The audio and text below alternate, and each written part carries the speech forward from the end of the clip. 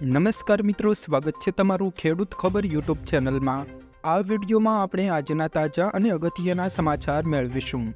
તો વિડીયોમાં આગળ વધીએ તે પહેલાં તમે અમારી ચેનલમાં નવા છો તો ચેનલને નીચે દર્શાવેલું લાલ કલરનું સબસ્ક્રાઇબ બટન દબાવી ચેનલને જરૂર સબસ્ક્રાઇબ કરી લેજો। તો ચાલો મિત્રો, આજના સૌપ્રથમ મુખ્ય સમાચાર જોઈએ। ગુજરાતમાં આજે ભારેથી અતિભારે વરસાદની આગાહી। મિત્રો, વાત કરીએ તો રાજ્યમાં 2 દિવસથી વરસાદી માહોલ જામ્યો છે। સોમવાર બાદ મંગળવારે પણ ગુજરાતના અનેક જિલ્લામાં વરસાદ આપણને જોવા મળ્યો છે।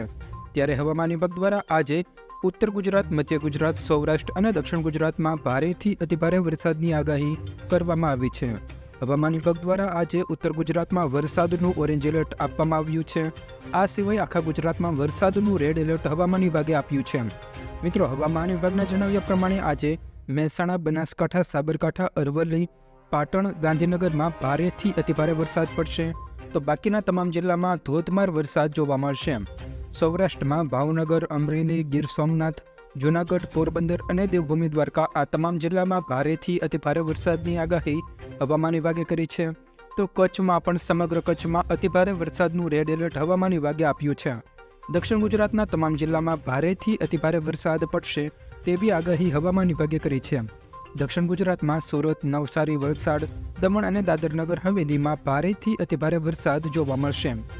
ત્યારબાદના મહત્વના સમાચાર તરફ આગળ વધીએ તો ગુજરાતમાં આજે શાળાઓમાં રજા જાહેર કરવામાં આવી।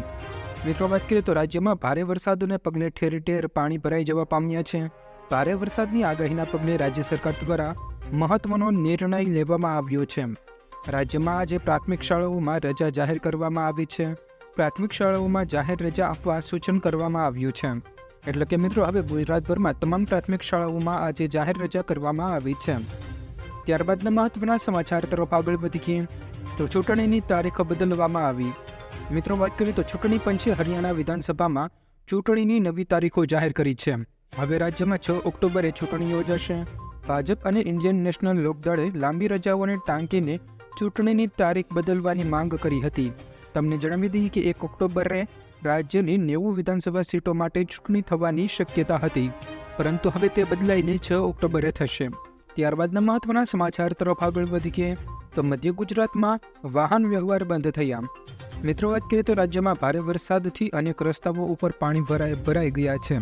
માર્ગ મકાન વિભાગ દ્વારા માર્ગ મકાન વિભાગના હેઠળ વડોદરા, પંચમહાલ, દાહોદ, છોટાઉદેપુર, નર્મદા અને ભરૂચ આ તમામ જિલ્લામાં કુલ 26 જેટલા રસ્તાઓ ઉપર પાણી ભરાવાને કારણે વાહન વ્યવહાર બંધ કરવામાં આવ્યો છે।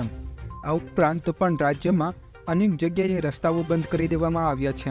આમ મિત્રો, વાત કરીએ તો ભારે વરસાદને પગલે વાહન વ્યવહાર ઠપ થયો છે। ત્યારબાદના મહત્વના સમાચાર તરફ આગળ વધીએ તો સોના અને ચાંદીના ભાવમાં મોટો ફેરફાર થયો। મિત્રો, વાત કરીએ તો સોના અને ચાંદીના ભાવમાં મોટો ફેરફાર થયો છે। 22 કેરેટ સોનાની કિંમત 67,090 રૂપિયા પ્રતિ 10 ગ્રામ પર પહોંચી ગઈ છે। મિત્રો, સોમવાર અને મંગળવારે વાયદા બજારમાં સોનાના મિશ્ર કારોબાર જોવા મળ્યો હતો। ધાતુ મામૂલી વધઘટ સાથે 71,761 પ્રતિ 10 ગ્રામ પર ટ્રેન્ડ કરી રહી હતી। છેલ્લા ટ્રેન્ડિંગ સેશનમાં તે ₹71,777 પર બંધ થયું છે। આ સમયગાળા દરમિયાન ચાંદી 341 રૂપિયા ઘટીને 84,870 પર ટ્રેન્ડ કરી રહી હતી। શુક્રવારે તે 85,211 પર બંધ થઈ હતી। આ મિત્રો, વાત કરીએ તો સોના અને ચાંદીના ભાવમાં સામાન્ય ઘટાડો જોવા મળ્યો છે। ત્યારબાદના મહત્વના સમાચાર તરફ આગળ વધીએ તો 1 સપ્ટેમ્બરથી 6 નવા નિયમો બદલાશે। મિત્રો, વાત કરીએ તો 1 સપ્ટેમ્બરથી નવા નિયમો બદલાશે, જેમાં જમાલપુર છકલા, વેશ્ય સભા, ખમાસા તેમજ ગોળ લીમડા, ઓસ્ટ્રેલિયા છકલા, મદન ગોપાલની હવેલી, રાયપુર છકલા તેમજ ખોડિયા જૂની ગેટ વગેરે જેવા રસ્તાઓ પર બંધ કરવામાં આવશે। આ સાથે મિત્રો, વાત કરીએ તો અનેક જગ્યાએ નો પાર્કિંગ સુવિધા પણ લાગુ કરવામાં આવશે। આ ઉપરાંત મિત્રો, વાત કરીએ તો મંદિરો સુધીના પાર્કિંગની ઝોન જાહેર કરવામાં આવશે। આ તમામ નવા નિયમો 1 સપ્ટેમ્બરથી લાગુ કરવામાં આવશે। ત્યારબાદના મહત્વના સમાચાર તરફ આગળ વધીએ તો અંબાલાલ પટેલે વરસાદની નવી આગાહી કરી।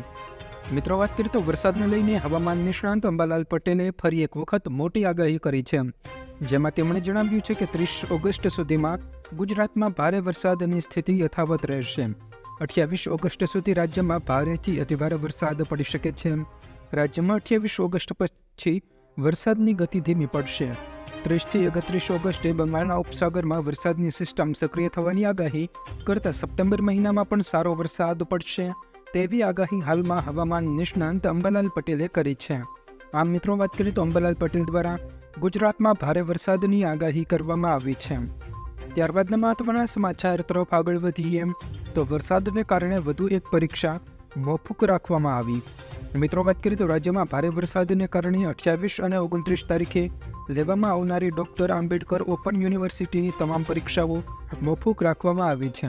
તારીખ 28/8/2024ની તમામ પરીક્ષાઓ 13/9/2024ના રોજ તેમજ 29/8/2024ની પરીક્ષાઓ તમામ 14/9/2024ના રોજ લેવામાં આવશે. આમ મિત્રો વાત કરીએ તો પરીક્ષાઓના સમયમાં ફેરફાર કરવામાં આવ્યો છે ભારે વરસાદને પગલે. ત્યારબાદના મહત્વના સમાચાર તરફ આગળ વધીએ.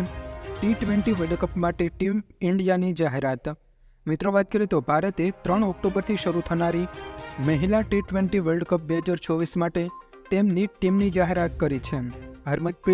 હરમનપ્રીત કૌરની કેપ્ટનશીપવાળી ટીમમાં અનુભવી ખેલાડીઓની સાથે યુવા ખેલાડીઓને પણ તક મળી છે.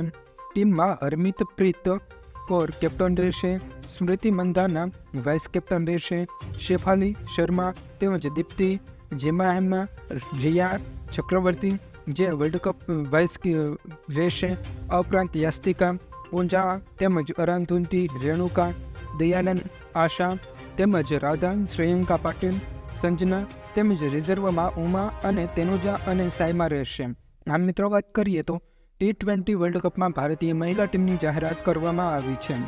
ત્યારબાદના મહત્વના સમાચાર તરફ આગળ વધીએ તો 14 જિલ્લાઓને અપાયું સુપર રેડ એલર્ટ. મિત્રો વાત કરીએ તો હવામાન નિષ્ણાંત પરેશ ગોસ્વામીએ ગુજરાતમાં ફરી એક વખત ભારેથી અતિભારે વરસાદની આગાહી કરી છે. આગામી 36 થી 40 કલાકની અંદર ગુજરાતમાં મેઘતાંડવ જોવા મળશે.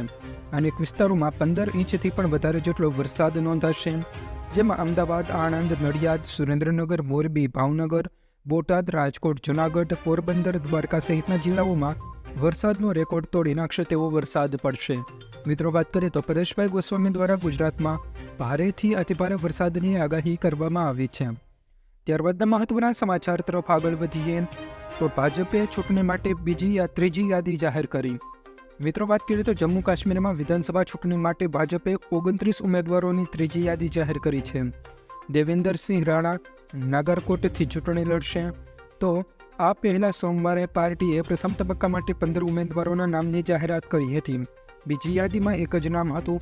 પ્રથમ તબક્કામાં દક્ષિણ કાશ્મીરની 16 વિધાનસભા મત વિસ્તારો અને જમ્મુ ક્ષેત્રની 8 વિધાનસભા બેઠકો પર 18 સપ્ટેમ્બરે મતદાન થશે.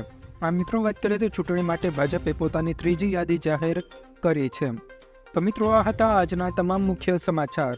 જો મિત્રો તમને અમારો આ વિડીયો પસંદ આવ્યો હોય તો વિડીયોને લાઇક કરો, તમારા મિત્રો સાથે શેર કરો અને અમારી ચેનલને હજુ સુધી સબસ્ક્રાઇબ ન કરી હોય તો ચેનલને જરૂર સબસ્ક્રાઇબ કરી લેજો, જેથી તમને અમારા રોજના તાજા અને અગત્યના સમાચાર સૌપ્રથમ મળી શકે.